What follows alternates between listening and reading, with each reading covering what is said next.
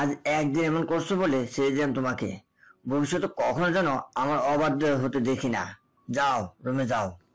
ইভা জবাব দিল না। কোনো নিচু হয়ে বসে চারিপাশ হাতড়ে খুঁজতে শুরু করলো নিজের চশমাটা। এই অন্ধ জীবনে এই চশমাটাই একমাত্র ভরসা। ইভা চশমা ছাড়া চারিপাশের জিনিসগুলো খুব একটা পরিষ্কারভাবে দেখতে সক্ষম নয়। আনিসুল হক দেখলেন মেয়ের দুর্বলতা, তবুও তার মায়া হলো না একটুও। এই মুহূর্তে সে যে মেয়ের উপর ক্রোধে দিশেহারা। লোকটা পাষাণের ধূপধাপ পা ফেলে প্রস্থান করলো ওই স্থান ছেড়ে। একটাবারের জন্য চশমাটা তুলে দেওয়ার চেষ্টা করলো না মেয়েকে। ইভা পরিষ্কারভাবে দেখতে না পেলেও আবছায় অনুধাবন করলো তার বাবা চলে গেছে। বাবা যেতে সে ফুপিয়ে উঠল আরো। হাত বাড়িয়ে এদিক ওদিক দিশেহারা হয়ে খুঁজলো চশমাটা। খানিক সময় অতিবাহিত হতে চশমাটা পেয়েও গেল। এতক্ষণ একটু স্বস্তির নিঃশ্বাস ফেলে দ্রুত চশমাটা তুলে নিল হাতে ইভা। দুই চোখে চশমা পরে উঠে দাঁড়ালো।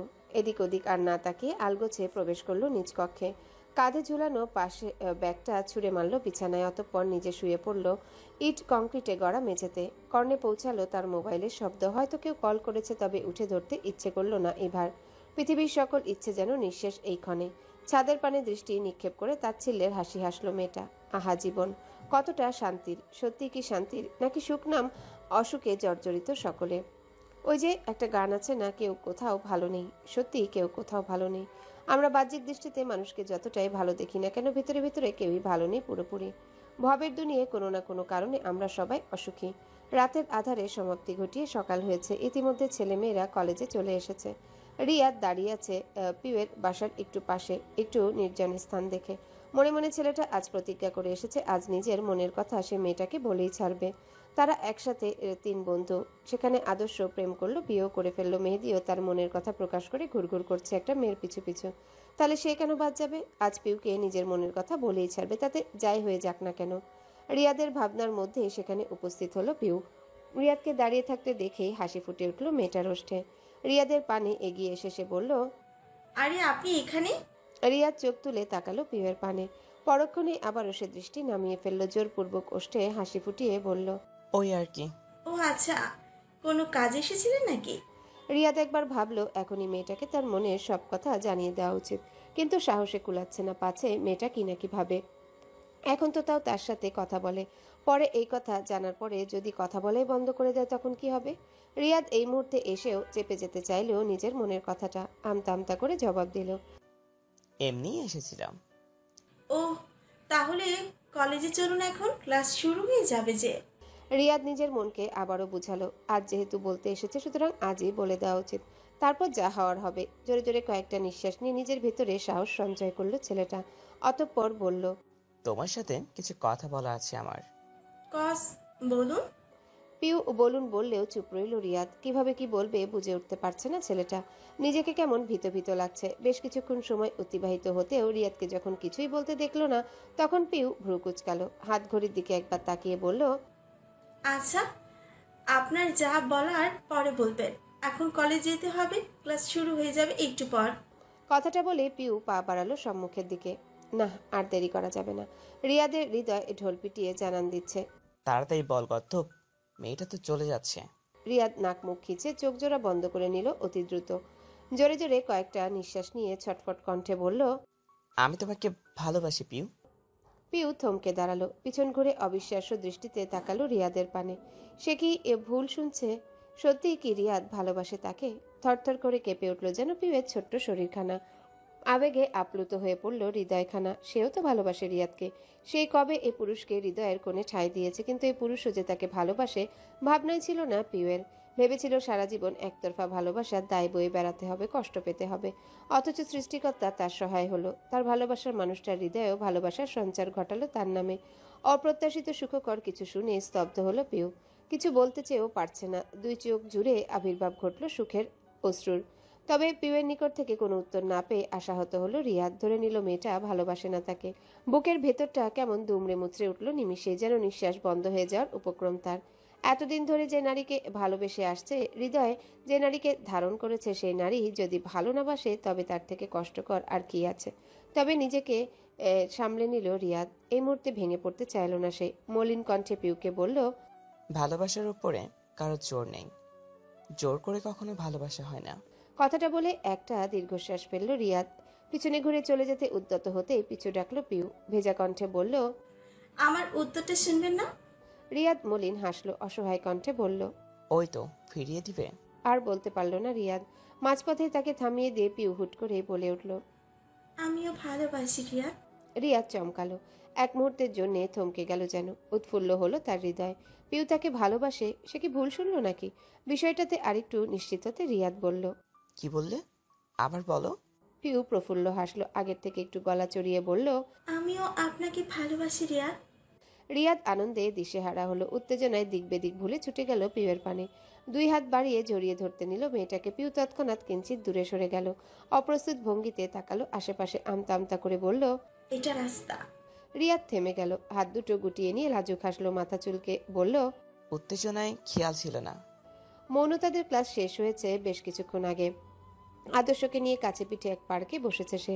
আজ নিজের হাতে ভালোবাসার মানুষটার জন্য রান্না করে এনেছে মেয়েটা। এমনি সচরাচর রান্নাবান্নার কাজে তেমন একটা হাত লাগায় না মৌনতা। নিজে হাত লাগাতে চাইলেও বাবা ভাই লাগাতে দেয় না, পাছে যদি হাতটাত পুড়িয়ে ফেলে। আজ অবশ্য তার বাবা ভাইয়ের এই চিন্তার ব্যতিক্রম হয়নি। রান্না করতে গিয়ে ঠিকই হাত পুড়িয়ে ফেলেছে, তবুও ভাবির সহায়তায় শেষ পর্যন্ত রান্নাটা সম্পূর্ণ করতে পেরেছে। পার্কে সবুজ ঘাসের উপর আদর্শকে বসিয়ে তার পাশেই বসলো মৌনতা। ব্যাগ থেকে একটা বক্স এবং চামচ বের করে এগিয়ে দিল আদর্শের পানে। মিহি কণ্ঠে বলল। আপনার জন্য আমি নিজের হাতে রান্না করেছি। আদর্শ বক্সটা ধরল না, তীক্ষ্ণ দৃষ্টিতে কিঞ্চিত সময় নিয়ে তাকিয়ে রইল মৌনতার পানে। অতঃপর হুট করেই বলল। হাত দেখি তোমার। আদর্শের হুট করে হাত দেখতে চাওয়ায় হকচকালো মৌনতা, তবে পরক্ষণে নিজেকে সামলে নিয়ে প্রশ্ন করল। কেন? দেখতে চেয়েছি, দেখা হয়তো প্রশ্ন কিসের। আদর্শের থমথমে কণ্ঠস্বর। মৌনতা না করতে পারল না। আস্তে ধীরে নিজের বাম হাতটা বাড়িয়ে দিল আদর্শের পানে। নমনীয় কণ্ঠে বলল। এই যে। আদর্শের দৃষ্টি গাঢ় হলো। কিঞ্চিত সময় নিয়ে মৌনতাকে পর্যবেক্ষণ করলো সে। অতঃপর নিজেই হাত বাড়িয়ে টেনে নিল মৌনতার ডান হাতটা। উল্টে পাল্টে দেখতে শুরু করলো সে হাতখানা। খুব একটা সময় ব্যয় করতে হলো না ছেলেটাকে। হাত একবার উল্টাতেই চোখে পড়লো হাতের পাশের পোড়া অংশটা। পুড়ে কেমন ফোসকা পড়ে গেছে। আদর্শের বক্ষস্থল জ্বলে উঠল। চিন্তিত হলো তার মন মস্তিষ্ক। ধমকের সুরে বলল। হাত পুড়িয়ে কে তোমাকে রান্না করতে বলেছে? আমি কি খেতে চাইছিলাম তোমার হাতের রান্না? আদর্শের ধমকে মৃদু কেঁপে উঠল মৌনতা। এলোমেলো দৃষ্টি ফেলে বলল। রান্না করতে গেলে এমন একটু আধটু হবেই। রাগ বাড়ল আদর্শের। খানিকটা ক্রোধিত কণ্ঠে সে বলল। রান্না করতে গিয়েছিলে কেন? আমি যেতে বলেছিলাম? সব সময় পাকনামি। মৌনতা ঢোক গিলল। মনে মনে ভাবল কিভাবে আদর্শের এই ক্রোধ থেকে বাঁচানো যায়। ওই যে কথাই আছে না, লোহা কাটে লোহাকে, তেমনি ক্রোধ কাটবে ক্রোধকে। মৌনতা নিজের হাতটা ছাড়িয়ে নিতে চাইল আদর্শের হাত থেকে। কপট রাগ দেখিয়ে বলল।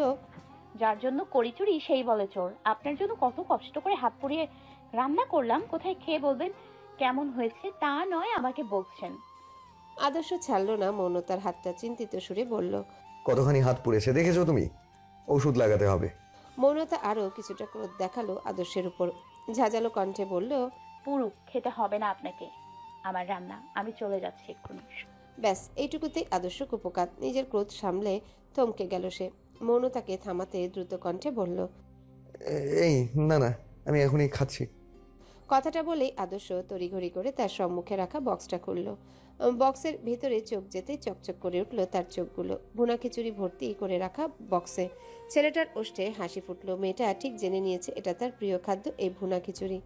আদর্শ আর দেরি করলো না। চামচ দিয়ে দ্রুত মুখে তুলল কিছু খিচুড়ি। না, একদম খারাপ হয়নি। প্রথম রান্নার তুলনায় বেশ ভালোই হয়েছে। আদর্শ মুখের খাবার গিলে বলল। অসাধারণ হয়েছে প্রিয়তমা। মৌনতা খুশি হলো। উৎফুল্ল ভঙ্গিতে বলল। সত্যি? একদম। তুমিও একটু খেয়ে দেখো একটু। সময় গড়াচ্ছে নিজের ব্যস্ততায়। এক মুহূর্তের জন্য সে থেমে নিজের গতি পরিবর্তন ঘটাচ্ছে না। এরই মধ্যে কেটে গেছে বেশ অনেকটা দিন। আদর্শ, মৌনতা, পিউ, রিয়াদ, ইভা, মেহেদি সবাই নিজ নিজ অবস্থানে বেশ ভালোই আছে। আদর্শ মৌনতার সেই বিয়ে হলেও সংসারটা এখনো হয়নি, তবে সম্পর্কের বন্ধনটা গাঢ় হয়েছে। দুজনের ভালোবাসা পরিপক্কতা পেয়েছে বেশ। রিয়াদ, পিউ নিজেদের প্রণয়ের বেড়াজালে আবদ্ধ করেছে নিগুড়ভাবে। একে অন্যের সাথে সারাটা জীবন কাটানোর অঙ্গীকার করে নিয়েছে ইতিমধ্যে। আর বাকি রইল মেহেদি, ইভা। তারা দুজন সেই একই স্থানে ঝুলে রয়েছে। মেহেদি এখনো ভালোবাসার দাবি নিয়ে ঘুরঘুর করছে ইভার পিছনে, আর মেয়েটা বারংবার ফিরিয়ে দিচ্ছে তাকে। এমন নয় যে ইভার হৃদয়ে মেহেদির জন্য ভালোবাসা নেই, অনুভূতি নেই। প্রথম দিকে ছেলেটার জন্যে নিজের ভিতরে তেমন একটা টান অনুভব না করলেও ইদানিং ভীষণ টান অনুভব করে ইভা। মেহেদিকে আর ফিরিয়ে দিতে ইচ্ছে হয় না তার। মাঝে মাঝে মেয়েটার ইচ্ছে হয় পরিবারের সকল নিয়ম শৃঙ্খলার বাইরে যেতে, মেহেদিকে মেনে নিতে, ওই ছেলেটার প্রণয়ের রঙে নিজেকে রাঙাতে। কিন্তু সেই সাহস কোথায় মেয়েটার? সাহসের অভাবে তো এতদিন ধরে এত কিছু সহ্য করেও আজ পর্যন্ত টু শব্দ করতে পারেনি মেয়েটা। সে যাই হোক, আদর্শরা দ্বিতীয় বর্ষের গণ্ডি পেরিয়ে তৃতীয় বর্ষে উন্নীত হয়েছে, তাও বেশ অনেকটা দিন। এই পর্যন্ত ভালোই চলছিল সবটা, তবে সুখ কি আর দীর্ঘস্থায়ী হয়?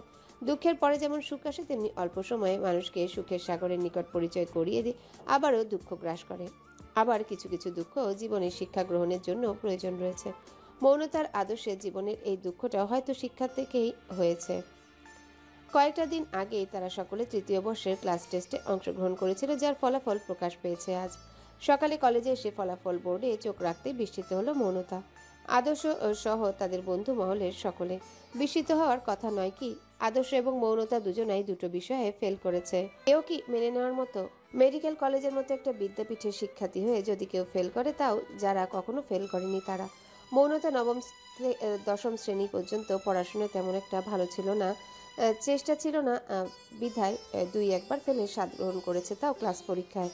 আর আদর্শ, সে নিজের আদর্শবাদিতা ধরে রেখে ছোট থেকে কখনো ফেল করেনি, অথচ আজ দেশসেরা বিদ্যাপীঠে এসে সে একজন ফেলটুস ছাত্র হিসেবে পরিচিতি লাভ করেছে। অবশ্য রেজাল্টের এমন বেহাল অবস্থা তাদের জন্য কাম্যই ছিল। নিজেদের প্রণয়ের অনুভূতিতে এতটাই মজে ছিল যে পড়াশোনার ব্যাপারে একদমই ভুলে বসেছিল দুজনই। তারই তো ফল পাচ্ছে এটা। বিয়ে, সংসার, ভালোবাসা নিয়ে এতটাই মত্ত ছিল তারা যে নিজেদের ক্যারিয়ার নিয়ে কোনো চিন্তাভাবনা মাথাতেই আসেনি। সময় গড়ালো কিছুটা। সকালের সূর্যটা বেশ উজ্জ্বল রূপ ধারণ করে নিজের প্রখরতা বাড়িয়েছে, জানান দিচ্ছে দুপুর হয়েছে। আদর্শদের ক্লাস শেষ হয়েছে একটু আগেই। একে একে সবাই ক্লাস থেকে বেরিয়ে গেলেও আদর্শ আর মৌনতা বসেছিল ক্লাসে। সকালে কলেজে এসে নিজের রেজাল্ট দেখে কেমন থম মেরে গেছে ছেলেটা। মৌনতারও যে খারাপ লাগেনি তেমন নয়, এতদিন পর হুট করে ফেলে স্বাদ নিতে তারও খারাপ লেগেছে। কিন্তু তাই বলে তো ভেঙে পড়লে চলবে না। এটা মাত্র একটা ক্লাস টেস্ট ছিল, এটা থেকে শিক্ষা নিয়ে বার্ষিক অর্থাৎ ফাইনালে ভালো ফল করতে হবে। ভাগ্যিস ফাইনাল পরীক্ষার আগে এই ক্লাস টেস্টের মাধ্যমে তাদের চোখ খুলল। ফাইনালে এভাবে ফেল করলে কি অবস্থা হতো? মৌনতা এগিয়ে গেল আদর্শের পানে, বসলো ছেলেটার পাশে। তবুও আদর্শ একটা বারের জন্য চোখ তুলে তাকালো না মৌনতার পানে। তপ্ত নিঃশ্বাস ফেললো মেয়েটা, সান্ত্বনা সুরে বলল, ভেঙে পড়বেন না, যা হবার হয়ে গেছে। তাছাড়া এটা মাত্র ক্লাস টেস্ট ছিল, আমাদের ভালোভাবে পড়তে হবে, ফাইনালে অবশ্যই ভালো রেজাল্ট করতে হবে। আদর্শ চুপ রইল কিঞ্চিত সময় নিয়ে, অতঃপর হুট করেই বলল, আমাকে ডিভোর্স দিয়ে দাও। মৌনতা খানিক সময়ের জন্য থমকে গেল, যেন কলিজাটা মুচড়ে উঠল তীব্র বেগে। আদর্শ কি বলল? পরীক্ষায় ফেল হোক বা অন্য কোনো গুরুতর কারণ হোক, আদর্শ যে এমন একটা কথা বলবে কখনো কল্পনাতেও আনতে পারেনি মৌনতা। ডিভোর্স শব্দটা হয়তো খুব ছোট, কিন্তু এই ছোট্ট শব্দটা কতটা ভার বহন করে তা শুধুমাত্র এর ভুক্তভোগীরাই জানে। এই পরীক্ষায় ফেল করে যতটা কষ্ট মৌনতা পেয়েছে, তার থেকে অধিকতর কষ্ট পেয়েছে আদর্শের মুখে ডিভোর্স শব্দটা শুনে। চোখ দুটো ছলছল করে উঠল মৌনতার, তবুও সে নিজের কোনো ক্রোধ বা অভিমান এই মুহূর্তে প্রকাশ করল না। সে ঠিক জানে আদর্শ কতটা ভালোবাসে তাকে, আর এই যে ডিভোর্সের কথা বলছে, নিশ্চয়ই নিজ মনে উল্টাপাল্টা চিন্তা ভাবনা করে এমন কথা মুখে এনেছে। নয়তো আদর্শ নামক মানব কখনো মৌনতাকে ছেড়ে যেতে পারে না। সেটুকু বিশ্বাস মৌনতার রয়েছে আদর্শের উপর। নিজের ব্যথা হৃদয়ে চেপে রেখে হাসল মৌনতা, কিছুটা ভাঙা কণ্ঠে বলল, আমি জানি আপনার মন মানসিকতা ঠিক নেই, তাই বলে এমন কিছু বলবেন না যার জন্য আমাদের দুজনকেই ভবিষ্যতে পস্তাতে হয়। আদর্শ চোখ তুলে তাকালো মৌনতার পানে, করুণ কণ্ঠে বলল, সবটা আমার জন্য হয়েছে, আমি দোষী। আমার জন্যই তুমি পরীক্ষায় ফেল করেছো। নিজে তো নষ্ট হয়েছি, তোমাকেও নষ্ট করেছি। তুমি তো আমার প্রতি ভালোবাসা প্রকাশ করোনি প্রথমে, উল্টো আমাকে বারংবার ফিরিয়ে দিয়েছো। আমি মানিনি, শত বাধার পরেও তোমার পিছু পিছু ঘুরঘুর করেছি, তোমাকে আমার পানে টেনেছি, বিয়ে করেছি। আমার জন্যই, শুধুমাত্র আমার জন্য তোমার পড়াশোনার ক্ষতি হয়েছে। মৌনতা ঠিক ধরেছিল, এ ছেলে নিজ মনে উল্টাপাল্টা চিন্তা করেই অমন ভয়ানক একটা শব্দ মুখে এনেছে। মৌনতা হাত রাখলো আদর্শের কাঁধে, নরম কণ্ঠে বলল, ফেল তো আমি একা করিনি, আপনিও করেছেন। আমিও তো এখন বলতে পারি আমার জন্য আপনি ফেল করেছেন, আর আপনার এমন বাজে ফলাফলের জন্য আমিই দায়ী, কারণ আমার প্রণয়ে আসক্ত হয়ে আপনি পড়াশোনার প্রতি অবহেলা করেছেন। তোমার দোষ নেই কোনো, তুমি তো তোমার দিকে আমাকে টানোনি, বরং আমি তোমাকে টেনেছি আমার দিকে। মৌনতা আদর্শকে বোঝানোর প্রয়াস অব্যাহত রাখলো, কোমলতার সাথে বলল, আপনার ধারণা সম্পূর্ণরূপে ভুল আদর্শ। আমার এমন বাজে ফলাফলের পেছনে আপনার কোনো হাত নেই। হ্যাঁ, আমি মানছি আপনি আমাকে প্রথম প্রেম নিবেদন করেছেন, আমি আপনাকে গ্রহণ না করলে আপনি আমার পিছু পিছু ঘুরঘুর করেছেন। আমাকে মানিয়েছেন, তাই বলে আপনি আমাকে পড়াশোনা করতে বারণ করেননি। এমনও নয় যে আমাদের ভরপুর একটা সংসার হয়েছে।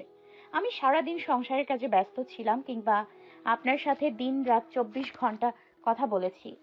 আমি পরীক্ষায় খারাপ রেজাল্ট করেছি শুধুমাত্র আমার দোষে, আমার গাফিলতির জন্য।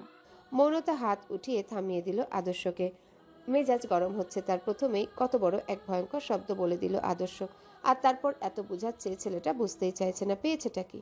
ফেল তো সে একা করেনি, মৌনতাও করেছে। কই মৌনতা তো এমন করছে না, বা এমন কোনো চিন্তা ভাবনা মাথাতেও আনছে না। তাছাড়া মাত্র একটা ক্লাস টেস্টেই তো ফেল করেছে, তাতে কি এমন মহাভারত অশুদ্ধ হয়ে গেছে? একটা ফেল কি কারো ভবিষ্যৎ নির্ধারণ করতে পারে, নাকি কারো জীবন নির্ধারণ করতে পারে? মৌনতা জোরে জোরে কয়েকটা নিঃশ্বাস নিল, অতঃপর কিছুটা ক্রোধিত কণ্ঠে বলল, আমাকে ছেড়ে আপনি ভালো থাকবেন? আমাকে ডিভোর্স দিয়ে শান্তি হবে আপনার? আদর্শ চমকালো, থমকে গেল কিছুক্ষণের জন্য। এতক্ষণ নিজ মুখে বলায় ছেড়ে যাওয়ার কথাটা অতটাও কলিজাতে লাগেনি তার, কিন্তু এখন মৌনতার কণ্ঠ শুনে ঠিক বুকে ব্যথা শুরু হয়ে গেছে। মৌনতাকে ছেড়ে যাবে যে? এই মেয়েটাকে ছাড়া সে বাঁচবে কিভাবে? দম বন্ধ হয়ে যাবে যে তার। হুট করে মৌনতাকে দুই হাতে জড়িয়ে ধরল আদর্শ, কাতর কণ্ঠে বলল, তোমাকে ছেড়ে মরে যাব আমি। তাহলে ছেড়ে যেতে চাইছেন কেন? যাব না। মৌনতা হাসলো একটুখানি, আদর্শর পিঠে হাত রেখে বলল, যা পারবেন না তা বলে কেন কষ্ট দেন? আপনি জানেন আপনার মুখ থেকে ডিভোর্স শব্দটা শুনে আমার কতটা কষ্ট হয়েছিল। আদর্শ আর একটু গাঢ়ভাবে জড়িয়ে ধরল মৌনতাকে, অপরাধীর কণ্ঠে বলল, দুঃখিত। পৃথিবীর সবকিছু কি দুঃখিত বললেই ভুলে যাওয়া যায়?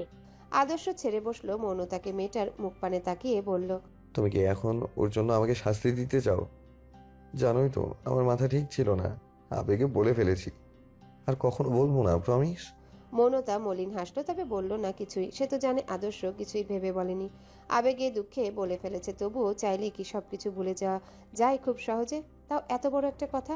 হয়তো কিছুদিন ওই শব্দটা মনে থাকবে, হৃদয়ে ব্যথা দিবে বাজেভাবে, তারপর ঠিক ভুলে যাবে। ব্যস্ত সময় শহরের অলিগলি জুড়ে ব্যস্ততা বিরাজমান, চারিদিকে মানুষের ঢল। রাস্তাঘাটগুলোতে গিজগিজ করছে অসংখ্য যানবাহন এবং কোলাহল।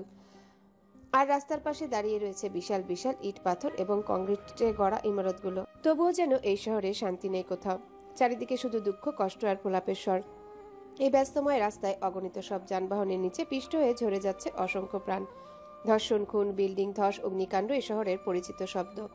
রোজ রোজই শহরের অলিগলিতে শোনা যায় হাহাকার, কান্নার বিদঘুটে শব্দ। এই অজস্র হাহাকারের মধ্যে আজ নতুন করে যুক্ত হলো নতুন এক আহাজারি। এই অপরিকল্পিত নগরে হঠাৎ আবারও বিল্ডিং ধস। কর্মক্ষেত্রের বাধিত সময়, অর্থাৎ বিল্ডিং এর প্রতিটা ফ্লোরে যখন ভরপুর লোকসংখ্যা, ঠিক তখন হঠাৎ করে 12 তলার বিল্ডিংটা ভেঙে গড়িয়ে পড়ল মাটিতে।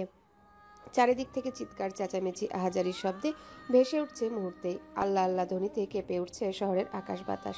এই তো একটু আগেই সব ঠিক ছিল। 12 তলা বিল্ডিংটায় অবস্থিত গার্মেন্টস অফিস এবং রেস্টুরেন্ট জুড়ে হাসাহাসির কলধ্বনি শোনা যাচ্ছিল, আর এখন ক্রন্দনধ্বনিতে ভরে উঠেছে চারপাশ। দিকে দিকে মানুষ ছোটাছুটি করছে। চারিদিক থেকে হাজার হাজার মানুষ ভিড় জমিয়েছে। কেউ কেউ ঘটনাস্থানে ছবি তুলছে, কেউ কেউ ভিডিও করছে।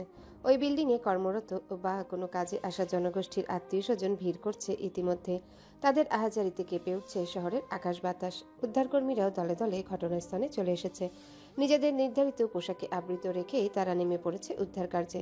ভাঙা ধ্বংসস্তূপে পরিণত বিল্ডিংয়ের ভিতর থেকে ব্যথাতুর হাহাকারের ধ্বনি শোনা যাচ্ছে অনবরত। লাইনে লাইনে সাইরেন বাজিয়ে অ্যাম্বুলেন্সগুলো ঢুকতে শুরু করেছে।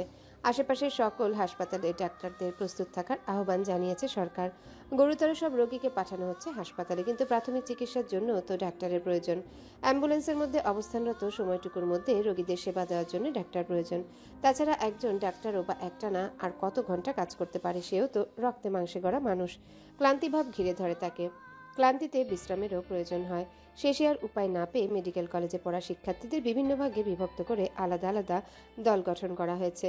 গুরুতর রোগীর হাসপাতালে চিকিৎসা কার্যে বড় বড় ডাক্তারদের নিয়োজিত করা হলেও ঘটনাস্থানে অল্প অল্প ক্ষতের চিকিৎসা, প্রাথমিক চিকিৎসা এবং অ্যাম্বুলেন্সের মধ্যে অবস্থানরত সময়ে রোগীর চিকিৎসার জন্য মেডিকেলে পড়ুয়া শিক্ষার্থীদের দ্বারা গঠিত দলগুলোকে নিয়োজিত করা হয়েছে। আদর্শ, মৌনতা, পিউ, রিয়াদ, মেহেদি এবং ইভা সবাই এই দলগুলোর অংশ হিসেবে পড়েছে। উপর মহলের আদেশ পড়ার সাথে সাথে তারা সব ছুটে এসেছে ঘটনাস্থলে। চারিদিকের হাহাকারে হৃদয় ভারী হয়ে উঠল সকলের। আগে কখনো এমন মর্মান্তিক ঘটনার সাক্ষী হয়নি কেউ, এই প্রথম। তবে এমন দুর্যোগ দেখে শোক প্রকাশের মতো সামান্য সময়টুকু নেই কারো হাতে। সবাই এ ভারী হৃদয় নিয়ে লেগে পড়েছে যার যার কাজে। দীর্ঘ ২৭ ঘন্টা অতিবাহিত হয়েছে, এখনও উদ্ধারকর্মের অর্ধেকটাও সম্পূর্ণ হয়নি।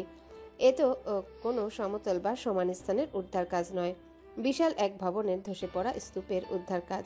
ইট, পাথর, রডের মতো কঠিন পদার্থ দিয়ে পরিপূর্ণ পুরো ধ্বংসাবশেষ। সেই কঠিন পদার্থকে ঠেলে সরিয়ে নিহত, আহত কিংবা শরীরে অসংখ্য ক্ষত নিয়ে ব্যথায় জর্জরিত প্রাণগুলো খুব সাবধানে বের করে আনছে উদ্ধারকর্মীরা। এত মানুষের এমন হৃদয় বিদারক দৃশ্য দেখে হাত পা গুটিয়ে বসে থাকতে পারেনি আশপাশের মানুষজনও। তারা নিজ উদ্যোগে উদ্ধার কার্যে হাত লাগিয়েছে, সাহায্য করছে উদ্ধারকর্মীদের কার্যে। ইভা, মৌনতা, পিউ, আদর্শ, রিয়াদ, মেহেদি এদিক ওদিক ছোটাছুটি করে রোগীদের টুকটাক চিকিৎসা দিচ্ছে। কিন্তু মেহেদির হঠাৎ হঠাৎ কেমন যেন মনটা আনচান আনচান করছে। যদিও এমন মর্মান্তিক দৃশ্যের দর্শন যে কারোর হৃদয় নাড়িয়ে দিতে পারে, তবে মেহেদির হৃদয় একটু বেশি ভারী হয়ে উঠেছে। মনটা ভীষণ কুগাইছে। বারবার কেন যেন মনে হচ্ছে সেও এভাবে হয়তো হারিয়ে যাবে এদের মতোই। কোনো একদিন এই যান্ত্রিক ইমারতপূর্ণ শহরের কোনো এক ভবনের নিচে তার ছোট্ট শরীরটা পিষে যাবে নির্মমভাবে। তীব্র ব্যথায় জর্জরিত হয়ে নিঃশ্বাস আটকে মারা যাবে। হয়তো এই মানুষগুলোর ন্যায় শেষ একবার বাঁচার সেও চেষ্টা করবে, আর্তনাদ করবে, চিৎকার করবে, কিন্তু ভাগ্য তাহার সহায় হবে না। মেহেদি কোনো কাজে মন বসাতে পারছে না। বুকের ভেতরটা ব্যথা করছে ভীষণভাবে। নিজেকেই যেন এই মুহূর্তে রোগী হয়ে পড়েছে। একজন রোগী কিভাবে আরেকজন রোগীর সেবা দিবে? মেহেদি ক্যাম্প থেকে বেরিয়ে গেল। তার এখন একটু হাওয়া পরিবর্তন প্রয়োজন, মস্তিষ্কটা ঠিক করা প্রয়োজন। হয়তো এখানে আহত রোগীদের চিকিৎসা তারা খুব একটা দেয় না, তা মেডিকেলে পড়ুয়া শেষের দিকে শিক্ষার্থীরাই বেশি দেয়। তারা শুধুমাত্র দৌড়ে ঝাঁপিয়ে সাহায্য করে, আবার মাঝে মাঝে অতি প্রয়োজনে নিজেরাও হাত লাগায়। তবুও এই মুহূর্তে একটু সাহায্যই অনেক সাহায্য। মেহেদি বাইরে বেরোতেই তার চোখে পড়ল ইভাকে। মেয়েটা হাতে কি কি ওষুধ নিয়ে যেন ছুটাছুটি করছে। ছেলেটার হুট করেই কেন যেন মনে হলো তার জীবনটাও যদি এদের মতো অকালে ঝরে যায়, তবে ইভাকে আর তার দেখা হবে না। মেহেদি এগিয়ে গেল ইভার পারে, নিজেকে সামলে নিয়ে ডাকলো। ইভা, ইভা ছোটাছুটিতে ব্যস্ত, নিজের হাতের কাজ চালাতে চালাতে বলল, কিছু বলবেন? মেহেদি একবার ঘাড় ঘুরিয়ে তাকালো ধসে পড়া বিল্ডিংটার ধ্বংসাবশেষের পানে। অতঃপর কিছুটা করুণ কণ্ঠে বলল, যদি কখনো শোনো এই যান্ত্রিক শহরের কোনো দুর্ঘটনায় আমিও ওই মানুষগুলোর মতো অকালে ঝরে গেছি, তবে কি তুমি আমার জন্য কাঁদবে? আমার জন্য কষ্ট পাবে? ইভা ততটা পাত্তা দিল না মেহেদির কথায়। এখানকার পরিস্থিতি দর্শনে তাদের মতোই হয়তো ছেলেটার মন খারাপ হয়েছে, তাই এমন কথা বলছে। ইভা একবার ফিরেও তাকালো না মেহেদির পানে, বরং ব্যস্ততা দেখিয়ে বলল, আপনি এখানে এসব বলতে এসেছেন? একজন ডক্টরের এতটা নরম চিত্তের অধিকারী হলে হয় বলুন? নিজের ক্যাম্পে ফিরে গিয়ে এই অসুস্থ মানুষগুলো চিকিৎসা দিন, বরং মানুষগুলো বেঁচে যাবে আর সৃষ্টিকর্তাও খুশি হবেন। মেহেদি নিজেও জানে এই পরিস্থিতিতে এমন চিন্তাভাবনা মোটেও বাঞ্ছনীয় নয় তার। তবুও কেন যেন মনটাকে আটকাতে পারে না, চলে আসে এসব চিন্তাভাবনা। মনের উপরে কি আর কারো হাত আছে? মেহেদি তপ্ত নিঃশ্বাস ফেলল, অতঃপর বলল, আমি তোমাকে ভালোবাসি ইভা। আমি বলছি না তুমিও আমাকে ভালোবাসো, কিংবা তোমার আমাকে ভালোবাসতেই হবে। আমি শুধুমাত্র তোমাকে এইটুকুই বলবো যে তুমি আমাকে ভালোবাসতে না পারো, অন্য কাউকেও ভালোবেসো না দয়া করে। আমি মরেও তা সহ্য করতে পারবো না। মেহেদি থামলো, আবারও বলল, আমি তোমাকে ছোঁয়ার অধিকার পাইনি, হয়তো সেই অধিকার পাওয়ার আগেই আমাকে তোমার জীবন থেকে, এই পৃথিবী থেকে হারাতে হবে। তবে তোমাকে ছোঁয়ার আমার তীব্র বাসনা ছিল ইভা। দীর্ঘশ্বাস ফেললো ছেলেটা, ধরা গলায় বলল, যে অঙ্গে আমার স্পর্শ করার সাধ্য হয়নি, সে অঙ্গে আর কাউকে স্পর্শ করতে দিও না ইভা। আমি সইতে পারবো না। ইভা থমকালো। মেহেদি শেষোক্ত প্রতিটা কথা হৃদয়ে আঘাত আনলো মেয়েটার। তাছাড়া ছেলেটা কখনো তার নাম ধরেও এভাবে কথা বলেনি। এর আগে যখনই তার সাথে কথা বলেছে তখনই বিলকিসের মা, হাইজেনিকের বাচ্চা কিংবা পাপা কি পারি বলেই ডেকেছে। ইভার কেন যেন বুকের ভিতরে হঠাৎ তোলপাড় শুরু হলো। অবশেষে সে মেহেদির পানে চোখ তুলে তাকালো। হয়তো বলতেও চেয়েছিল কয়েকটা শব্দ কিংবা বাক্য, তবে সেই সুযোগ আর দিল না মেহেদি। নিজের কণ্ঠে তোলা কথাগুলো কোনো মতে শেষ করে ঝড়ের বেগে প্রস্থান করলো সে। ইভা কিঞ্চিত সময় নিয়ে চেয়ে রইল মেহেদির চলে যাওয়ার পানে, অতঃপর আবারও ব্যস্ত হয়ে পড়ল নিজ কার্যে। এখন পরিস্থিতিটাই তেমন নেই যে কেউ খুব সময় নিয়ে কাউকে নিয়ে ভাববে বা কারো পিছনে ছুটবে। তার হৃদয় শান্ত করার উদ্দেশ্যে কেটে গেল আরো কিছু ঘন্টা। এখনো উদ্ধার কাজ সম্পন্ন হয়নি। উদ্ধারকর্মী, সাধারণ জনগণের সাথে মেডিকেল কলেজের কিছু শিক্ষার্থীরাও হাত লাগিয়েছে। ঘটনাস্থানে যে ক্যাম্প করা হয়েছে বা যে প্রাথমিক চিকিৎসাগুলো দেওয়া হচ্ছে তাতে বেশিরভাগই মেডিকেলে পড়ুয়া, শেষ বর্ষ কিংবা ইন্টার্নি চলমান এমন শিক্ষার্থীদেরই প্রাধান্য দেওয়া হচ্ছে। তারা তো এক প্রকার ডাক্তার হয়েই গেছে। আর মেডিকেল কলেজের প্রথম দিকের শিক্ষার্থীদের বেশিরভাগই ক্যাম্পে কর্মরতদের সাহায্যের জন্য পাঠানো হয়েছে। কিন্তু এখানে এসে এত মানুষের আহাজারি শুনে অনেকেই সিদ্ধান্ত নিয়েছে উদ্ধারকর্মীদের সাথে হাত লাগাবে। নিজেদের সিদ্ধান্ত মোতাবেক বেশ কিছু দল কাজেও নেমে পড়েছে। এর মধ্যে আদর্শ, রিয়াদ এবং মেহেদিও বাদ যায়নি। এই মুহূর্তে প্রাথমিক চিকিৎসা দেওয়ার জন্য কর্মরত শিক্ষার্থীদের সাহায্যের থেকেও উদ্ধার কাজ চালানো বেশি গুরুত্বপূর্ণ মনে হয়েছে তাদের। যদি ভবনের নিচে পড়া মানুষদের খুব দ্রুত বের করে না আনা হয় তাহলে চিকিৎসা কাদের দিবে? ইট, পাথর, বড় বড় দেয়াল, রড কেটে যে সংখ্যক রোগীদের বের করে আনা সম্ভব হচ্ছে তাদের চিকিৎসা দেওয়ার জন্য যথেষ্ট জনবল এখানে আছে। তাছাড়া এই উদ্ধার কাজে দেরি হওয়াতেও অনেকেই অতিরিক্ত রক্তক্ষরণ, তীব্র যন্ত্রণায় কাতরাতে কাতরাতে মৃত্যুর কোলে ঢলে পড়ছে। তীব্র গরমে এতটা সময় পড়ে থাকায় অনেক মৃতদেহে পানি জমতে শুরু করেছে, ইতিমধ্যে ফুলে উঠেছে।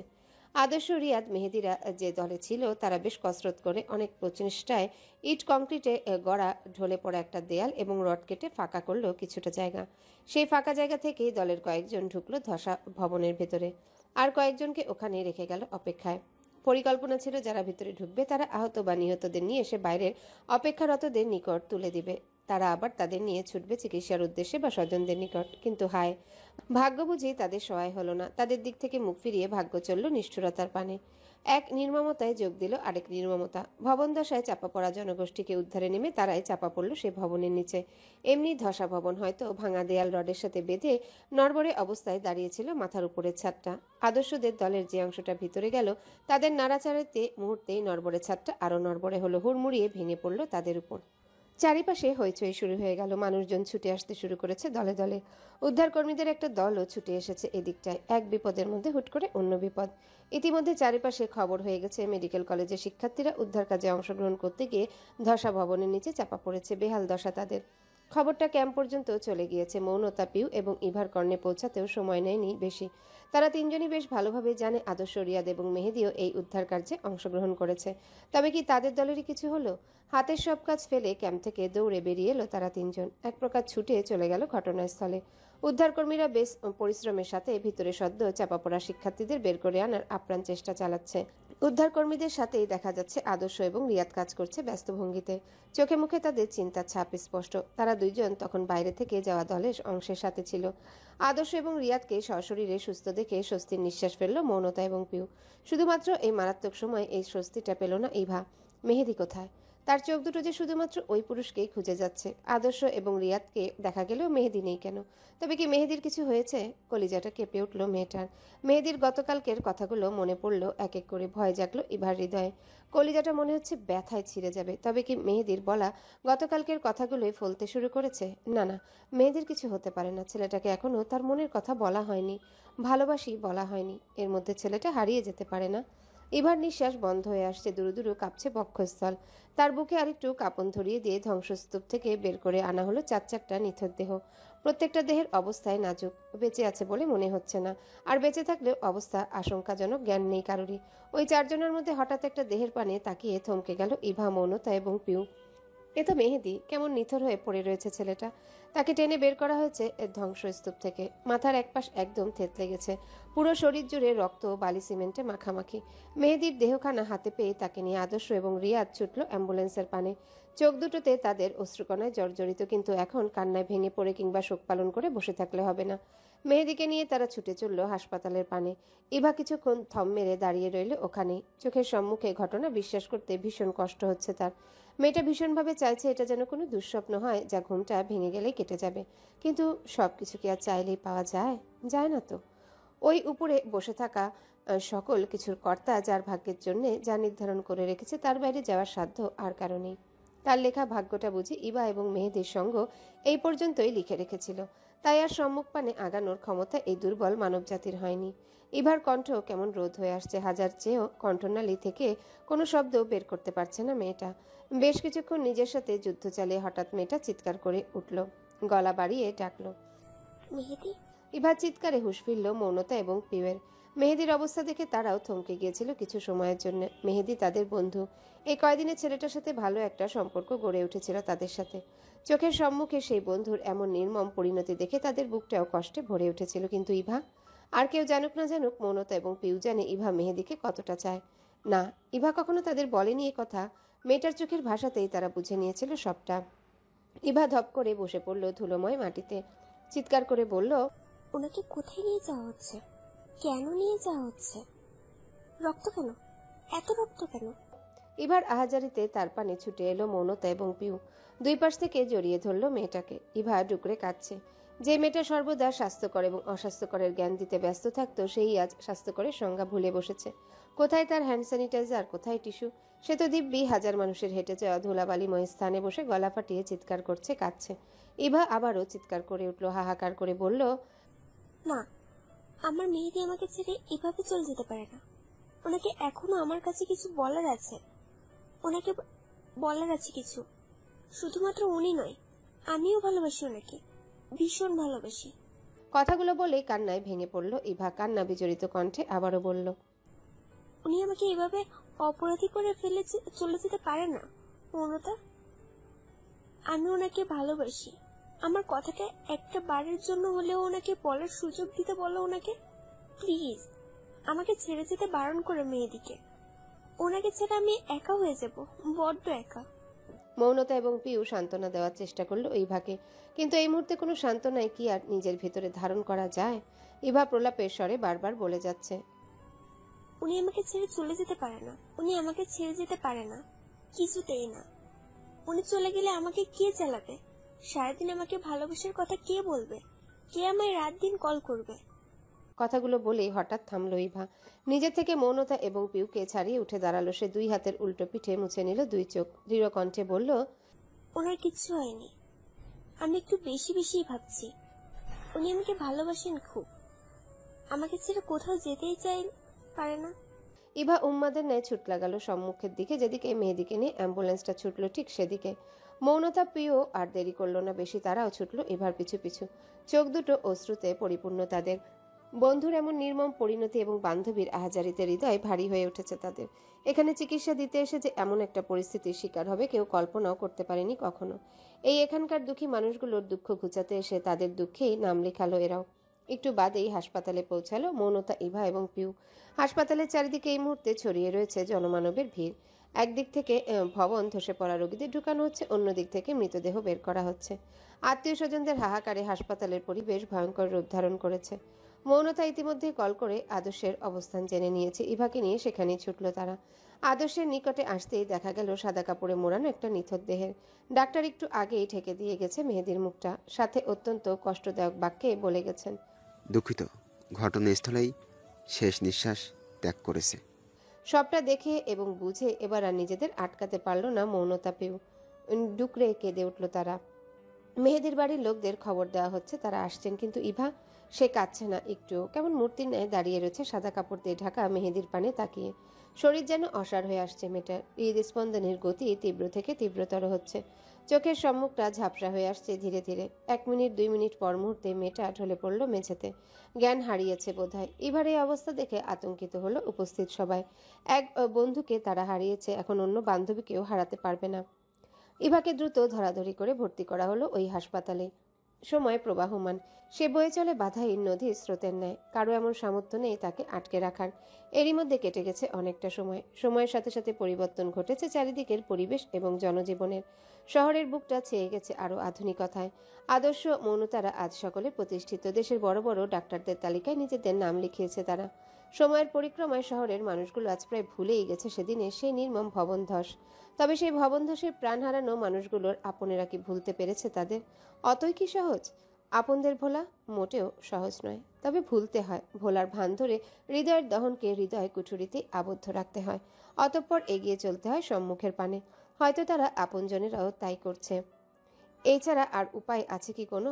কেঁদে শোক প্রকাশ করে নিজেদের জীবনকে থমকে দিলেই কি আবার ফিরে আসবে তারা? না, আর তারা আসবে না, কখনো আসবে না। আর সময়ও তাদের জন্য থমকে থাকবে না। সময়ের খেলায় নতুন সবকিছু। দীর্ঘ অপেক্ষার পরে আজ আদর্শ এবং মৌনতার বিয়ের আনুষ্ঠানিকতার দিন ধার্য করা হয়েছে। এখন যেহেতু তারা দুজনই পড়াশোনা শেষ করে প্রতিষ্ঠিত, তখন আর শুভ কাজ ফেলে রেখে লাভ কি? একটা কমিউনিটি সেন্টারে একসাথেই আয়োজন করা হয়েছে সবকিছু। চারিদিকটা সাজানো হয়েছে খুব সুন্দরভাবে। কাছের মানুষ, পরিবার, পরিজন সকলকে নিমন্ত্রণ করা হয়েছে আদর্শ এবং মৌনতার বিয়েতে। তাদের বন্ধুবান্ধব সবাইকেও দাওয়াত করা হয়েছে। রিয়াদ এবং পিউয়ের বাগদান সম্পন্ন হয়েছে ইতিমধ্যে। হয়তো তাদের বিয়ের দিন তারিখও খুব শীঘ্রই পড়বে। সুন্দর সুশীল দম্পতির ন্যায় তারা দুজন একসাথে এসেছে আদর্শ এবং মৌনতার বিয়েতে। আর ইভা সেদিন হাসপাতালে জ্ঞান হারানোর পরে ভর্তি করা হয়েছিল ওই হাসপাতালেই। জ্ঞান ফেরার পরে কেমন অন্য এক মানুষ হয়ে উঠেছিল মেয়েটা। জীবনের রূপ রস গন্ধ হারিয়ে এক নিথর প্রাণ হয়ে বেঁচে থাকতে শুরু করেছিল দিনের পর দিন। যে মেয়েটা কখনো বাবা মায়ের শাসন নামক অত্যাচারের জবাব দেয়নি, সেই মেয়েটা পরিবার ছেড়েছিল অনায়াসে। আর কোনো মতে পড়াশোনাটা শেষ করে ছেড়েছিল শহর। যে শহরে মেহেদির স্মৃতি বিরাজমান, সেই শহরে আর থাকেনি ইভা। ডাক্তারি পাশ করে অজপাড়াগার এক চিকিৎসালয়ে চাকরি নিয়েছিল। সেখানেই তার বসবাস। গ্রামের গরিব মানুষদের চিকিৎসার মেহেদির ভালোবাসাময় স্মৃতিচারণ নিয়ে এখনও বেঁচে আছে মেয়েটা। মেহেদি ব্যতীত তার জীবনে আর কখনো রং আসেনি। এমন নয় যে মেয়েটার জীবনে কখনো কেউ রং নিয়ে আসেনি, এসেছিল। অনেকেই এসেছিল রং নিয়ে, তাদের রঙে রাঙিয়ে দিতে চেয়েছিল ইভার রংহীন জীবনকে, কিন্তু মেয়েটা কারো রঙে নিজেকে রাঙাতে চায়নি। তাকে যে কেউ একজন বলে গিয়েছিল অন্য কাউকে ভালোবাসা বারণ, অন্য কারো ছোঁয়া নিজের অঙ্গে ধারণ করা বারণ। সেই কথা উপেক্ষা করার সাধ্য কি আর তার আছে? ওই মানুষটাই যে তার সবকিছু। ওই মানুষটাকে ছাড়া নিজের একাকিত্বকেই বেছে নিয়েছে ইভা। তাই বলে এমন নয় যে নিজের পরিবারকে ছেড়েছে সে। হাজার হলেও বাবা মা তারা জন্ম দিয়েছেন, ছোট থেকে কোলে পিঠে করে মানুষ করেছেন। তারা যদি জন্ম না দিত তাহলে কি ইভা কিভাবে এই পৃথিবীর দেখা পেত? কিভাবে খুঁজে পেত মেহেদি নামক এক প্রেমিক পুরুষকে? মেয়েটার সাথে তার পরিবারের যোগাযোগ আছে, মাঝে মাঝে শহরে আসা হয় দেখা করার জন্য, তবে থাকা হয় না খুব একটা। এই যে প্রিয় বন্ধু বান্ধবীর বিয়ে উপলক্ষে আজও ইভা এসেছে গ্রাম থেকে। শরীরে তার ছাইরঙা একখানা চিকন পাড়ের শাড়ি জড়ানো, চোখে মোটা ফ্রেমের চশমা, চুলগুলো ঢিলেঢালা এক খোপায় আবদ্ধ, মুখশ্রীতে আর কোনো সাজগোজের লেশমাত্র নেই। ইভা হাতে গিফট পেপারে মোড়ানো একটা বক্স নিয়ে এগিয়ে গেল স্টেজের পানে। সেখানে রাজকীয় দুটি চেয়ারে পাশাপাশি বসে রয়েছে আদর্শ এবং মৌনতা। মেয়েটাকে আজ পার্লারের ভারী মেকআপে সাজানো হয়েছে, তার উপরে শরীরে আবার ভারী লেহেঙ্গা আর গহনায় পরিপূর্ণ। তবে এই সাজে মোটেও খারাপ লাগছে না মৌনতাকে, বরং একটু বেশি সুন্দর লাগছে। আজকের সাজে অবশ্য পিছিয়ে নেই আদর্শ। শরীরে সোনালী কারুকাজের একখানা শেরওয়ানি জড়িয়েছে সে। মাথায় পাগড়ি নিতে ভুল করেনি মোটেও।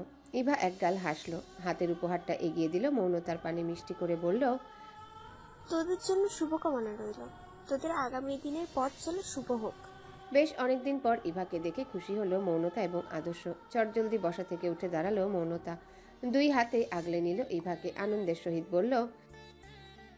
ইভা আলতো হাসলো। মৌনতা গালে হাত দিয়ে বলল, তোরা সবাই মিলে আমাকে এখানে আনার জন্য যে উৎপাত শুরু করেছিলি, তাতে না এসে থাকা যায় নাকি? মৌনতা হাসলো। বহুদিন পর দুই বান্ধবী একত্রিত হওয়ায় টুকটাক কথা শুরু করলো দুজন। কথা বলার এক পর্যায়ে মৌনতা বলল। ইভা ওষ্ঠ প্রসারিত করে একটু হাসলো, অতঃপর বলল, জড়িয়েছি তো। মৌনতা অবাক হলো, মনে মনে কিছুটা খুশিও হলো। ইভা নিজের জীবনটাকে আবারও গুছিয়ে নিচ্ছে এটা ভেবে। মৌনতা কিছুটা কৌতূহলী কণ্ঠে বলল, কেন মেহেদি? মৌনতার সব কৌতূহল নিঃশেষ হলো এক মুহূর্তে। হতাশ হলো ইভার উত্তরে। মেয়েটা এখনো সেই আগের অবস্থানে অটুট রয়েছে। মৌনতা জানে ভালোবাসা ভোলা এত সহজ নয়, কিন্তু তাই বলে মেয়েটা কি সারা জীবন একা থাকবে? ইভাকে দেখে মাঝে মাঝে কষ্ট হয় তাদের। সেই ঘটনার পর মেয়েটা হুট করেই বদলে গেল, জীবনের ছন্দ বদলে কেমন গুটিয়ে গেল। মৌনতা মলিন কণ্ঠে বলল, কে বলেছে সে আমার অতীত? আমার অতীত, বর্তমান, ভবিষ্যৎ সবটা জুড়েই তো শুধুমাত্র তার বিচরণ। মৌনতা বুঝলো ইভার সাথে কথা বাড়িয়ে লাভ হবে না, কোনো এত বছরেও হয়নি। মেয়েটা মেহেদিতেই অভ্যস্ত হয়ে উঠেছে দিনকে দিন, থাকুক না হয় সে তার সেই অভ্যস্ততাতে। আর কিছু বলল না মৌনতা, বুক চিরে শুধুমাত্র চাপা দীর্ঘশ্বাস প্রকাশ করলো প্রিয় বান্ধবীর জন্য। রাত গড়িয়েছে কিছুটা, চারিদিকে নীরবতা ছেয়ে যেতে শুরু করেছে ধীরে ধীরে। আদর্শ এবং মৌনতার বিয়ের আনুষ্ঠানিকতা শেষ হয়েছে মাত্র কিছুক্ষণ। কমিউনিটি সেন্টার থেকে মেয়েটাকে সোজা নিয়ে আসা হয়েছে আদর্শদের বাড়িতে। এখানে এনে আবার বেশ কিছু নিয়ম পালন করে ঢুকিয়ে দেওয়া হয়েছে পুষ্পসজ্জিত একটি কক্ষে। মৌনতা এই মুহূর্তে বসে রয়েছে আদর্শের কক্ষে। চারিদিকে ফুলে ফুলে ভরিয়ে তোলা হয়েছে আজ কক্ষটা। কেমন লজ্জা, ভয়, সংকোচ ঘিরে ধরেছে মেয়েটাকে। বুকের ভিতরে কেমন ঢিপ ঢিপ আওয়াজে ঝড় উঠেছে। যদিও আদর্শের সাথে তার বিয়ে হয়েছে আরো অনেক আগে, কিন্তু একসাথে থাকা এই প্রথম। স্বামী স্ত্রীর প্রথম রাতটা তাদের কেমন কাটবে, আদর্শ কি করবে না করবে ভেবে ভেবে হাত পা ঠান্ডা হয়ে আসছে মৌনতার। মেয়েটার ভাবনার মধ্যেই খট করে শব্দ হলো একটা, কেঁপে উঠল মৌনতা। আর চোখে তাকিয়ে দেখলো আদর্শ এসেছে। মৌনতার হাঁসফাঁস লাগছে, তবুও ভাবিদের শেখানো বলি ভুলল না সে। বিছানা ছেড়ে উঠে দাঁড়ালো মেয়েটা, নম্র কণ্ঠে আদর্শকে বলল। আদর্শ এগিয়ে গিয়ে মুখোমুখি দাঁড়ালো মৌনতার, ওষ্ঠে হাসি ফুটিয়ে বলল, ওয়ালাইকুম আসসালাম। ব্যাস এইটুকুতেই আবারও চুপ হয়ে গেল দুজন। মৌনতার কি বলবে ভেবে পেল না। আদর্শ চুপ করে শুধু দেখছে তার বউকে, অনেক অপেক্ষার পর পাওয়া কাঙ্ক্ষিত মেয়েটাকে। আদর্শের এহেন দৃষ্টিতে অস্বস্তি বোধ হলো মৌনতার। ভেতরে ভেতরে কেমন অদ্ভুত এক অনুভূতি শিহরণ যাচ্ছে। মেয়েটা আর দাঁড়াতে পারল না দৃষ্টির সম্মুখে। হাঁসফাঁস করে আবারও পা বাড়ালো বিছানার পানে। ঠিক তখনই মৌনতার সম্মুখে হাঁটু গেড়ে বসে পড়ল আদর্শ। পকেট থেকে একটা রিং বের করে পরিয়ে দিল মেয়েটার সামনে। আদুরে কণ্ঠে বলল, ভালোবাসি বউ। মৌনতার ওষ্ঠে হাসি ফুটল। হৃদয় তৃপ্তিতে ভরে গেল মুহূর্তে। সব ভয় সংকোচ উপে গিয়ে সেখানে স্থান করে নিল একরাশ ভালোবাসা। আদর্শ অবশেষে তাকে ভালোবাসি বলেছে, অবশেষে নিজের মনের কথা জানিয়েছে। মৌনতা নিজের এক হাত বাড়িয়ে দিল আদর্শের পানে। ছেলেটার আর দেরি করল না। হাসি মুখে আংটি পরিয়ে দিল প্রিয় স্ত্রীর অনামিকা আঙ্গুলে। মৌনতা লাজুক হাসল, লজ্জালু কণ্ঠে বলল। আদর্শ উঠে দাঁড়ালো, কপট রাগ দেখিয়ে বলল, আপনি বলা বারণ ছিল। মৌনতা হেসে ফেলল। হুট করে সে জড়িয়ে ধরল আদর্শকে। ছেলেটার বক্ষে মুখ লুকিয়ে বলল, মধ্যরাত, চারিপাশে নীরব নিস্তব্ধ মিছিল বিরাজমান। ইভা দাঁড়িয়ে রয়েছে তার কক্ষের বারান্দায়, হাতে তার ধোয়া উঠানো কফি। কতদিন পর সেই চিরচেনা শহরে নিজ কক্ষের বারান্দায় দাঁড়িয়েছে মেয়েটা, এ যেন বহু বছর পর। ইভা হাতের কফির মগে ঠোঁট ছোঁয়ালো, অনুভব করলো তার পাশে এসে দাঁড়িয়েছে কেউ একজন। ইভা সেদিকে তাকালো না, কফির মগে চুমুক দিতে দিতে বলল, আজ আসতে এতটা দেরি করলে যে? সেই কখন থেকে তোমার অপেক্ষায় ছিলাম। পাশের ছেলেটা কপট রাগ দেখালো, নাক মুখ কুচকে বলল, আর তুমি যে আমাকে ফেলে রেখে যে বিয়েতে গিয়েছিলে তার বেলায় আমিও তো তখন তোমার অপেক্ষায় ছিলাম। ইভা হাসলো, পাশের ছেলেটার পানে তাকিয়ে বলল, ওরা আমাকে আবার নিজের জীবনটা গুছিয়ে নিতে বলছিল মেহেদি। মেহেদি চোখ বড় বড় করে ফেললো, কণ্ঠে কিছুটা ক্রোধ এঁটে বলল, আমার বন্ধু বান্ধব এখন দেখছি আমার বউয়ের ঘটকালি শুরু করেছে। তা তুমি ওদের কিছু বলছো? তুমিও কি ওদের কথায় সায় জানিয়ে দিচ্ছ নাকি? ইভা প্রত্যুত্তরে বলল না কিছুই, শুধু হাসলো মেহেদির পানে তাকিয়ে। মেহেদি আরো তেতে গেল, আঙ্গুল উঁচে ইভাকে শাসিয়ে বলল, খবরদার বিলকিসের মা, আমাকে ছেড়ে অন্য কোনো ছেলের কথা ভাবলেও তোমাকে খুন করে ফেলবো আমি। ইভা ঠোঁট টিপে হাসলো মজার ছলে বলল, ভাবছি আমিও ওদের কথা মেনে নেবো এবার। মেহেদি প্রচন্ড ক্ষেপে গেল, এবার ক্ষিপ্ত কণ্ঠে বলল, কেন আমি যে সর্বদা তোর সাথে থাকি তাতে তো আর হয় না? এরপরও নিজেকে একা মনে হয় তোমার? ঠিক আছে, মেনে নাও তুমি ওদের কথা, আমি চললাম। ইভা বুঝলো ছেলেটা রেগে যাচ্ছে। সে কফির মগটা রেখে ধরতে গেল মেহেদিকে, তাড়াহুড়ো করে বলল, এই না না, আমি তো মজা করছিলাম। কিন্তু মেহেদি সে কোথায়? মরিচিকার ন্যায় উবে গেল সে মুহূর্তে। ইভা তবুও ভেঙে পড়ল না, আলতো হাসলো সে। মেয়েটা ঠিক জানে মেহেদি আবার আসবে তার কাছে, বাস্তবে না হোক তার কল্পনায় আবার ধরা দিবে। হাসপাতালে যেদিন ইভার জ্ঞান ফেরার পর মেয়েটা নিজের জীবনে উপলব্ধি করেছিল অন্য এক জগৎকে। সেই জগৎটা শুধুমাত্রই মেহেদিকে ঘিরে। ইভার কল্পনায় মেহেদি ধরা দিতে শুরু করেছিল, ভালোবাসতে শুরু করেছিল। ছেলেটা এই পৃথিবীর বুকে না থাকলেও ইভার কল্পনা জুড়ে আষ্টে পৃষ্ঠে জড়িয়েছিল। ইভা একজন মেডিকেল শিক্ষার্থী ছিল তখন, সে নিজেও জানতো এটা তার মানসিক সমস্যার কারণে হয়েছে। হঠাৎ মেহেদিকে হারিয়ে মস্তিষ্ক সে ধাক্কা সামলাতে পারেনি বলে তার এক অংশ জুড়ে মেহেদিকে ঠাঁই দিয়েছে। কিন্তু মেয়েটার ভয় ছিল যদি কেউ কোনো ক্রমে কথা জানতে পারে তবে তাকে মানসিক রোগী বানিয়ে দিবে, ডাক্তার দেখিয়ে তার কল্পনা থেকে মেহেদিকে সরিয়ে দিবে। কিন্তু ইভা তো মেহেদিকে নিয়ে ভালো আছে, বাস্তবে না হোক কল্পনায় মেহেদিকে সে পেয়েছে। কল্পনায় ভালোবাসা, রাগ, অভিমান সবটাই প্রাধান্য পাচ্ছে দুজনের মধ্যে। ইভার কাছ থেকে অন্তত এই মেহেদিটাকে যেন কেউ কেড়ে নিতে না পারে, তাই তো সে প্রথমে ছেড়েছিল পরিবার আর তারপর শহর। হৃদয়ে মেহেদিকে নিয়ে পাড়ি জমিয়েছিল অন্য এক পরিবেশে, অন্য এক স্থানে। ইভা পাশে রাখা কফির মগটা আবারও হাতে তুলে নিল, দূরে অন্ধকারাচ্ছন্ন আকাশের পানে তাকিয়ে বলল, এক জীবনে সব পেয়ে গেলে আমরা আফসোস করব কি নিয়ে? দিন শেষে সকল কাজের সমাপ্তি ঘটিয়ে যখন একাকিত্ব ঘিরে ধরে, তখন অন্তত না পাওয়া কারো কথা চিন্তা করে দীর্ঘশ্বাস ফেলার জন্য হলেও একটা আফসোসের প্রয়োজন। তুমি না হয় আমার সেই অতি প্রয়োজনীয় আফসোস হয়েই রয়ে গেলে মেহেদি।